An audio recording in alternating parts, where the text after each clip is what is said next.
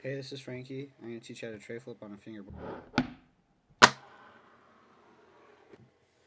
Alright, so for this trick, you're going to want to know a few things.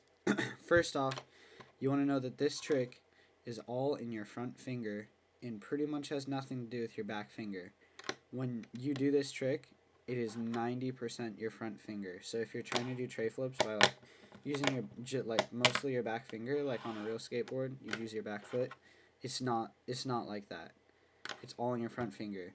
And tricks that you're going to need to know for this is ollie, obviously.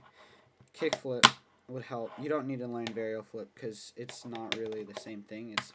You're using your front finger the most for a tray flip. So, yeah. Finger placement.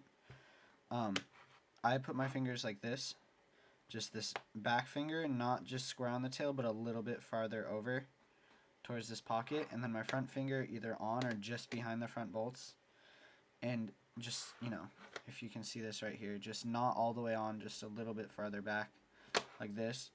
And what you're going to want to do is think of it like a kick flip, but you just barely scoop your back finger just a little tiny bit, literally just like this is the exact scoop that I'd use, is you just go like that. This can help, I guess, if you just want to practice your back finger.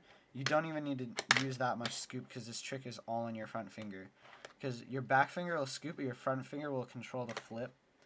And so you're going to want to basically just think of it like a kick flip, but you want to flick up. So this trick, when I first learned it, I thought of it as flipping like over, not even like a tray flip, literally just like flipping vertical. And that's what it is when you start. And then once you get used to that flip, then you can change it so that way they flip how you want them to.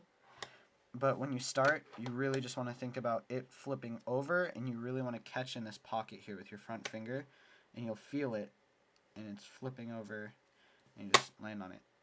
So maybe just get the flick like a little, just get used to flicking it, and then just land it. It's not too hard. So after you've been doing these for a while, you can scoop a little bit more and kind of make it more flat, because when you start, they'll probably go a little bit more like vertical, like straight up and down. They won't really scoop like a tray flip actually would.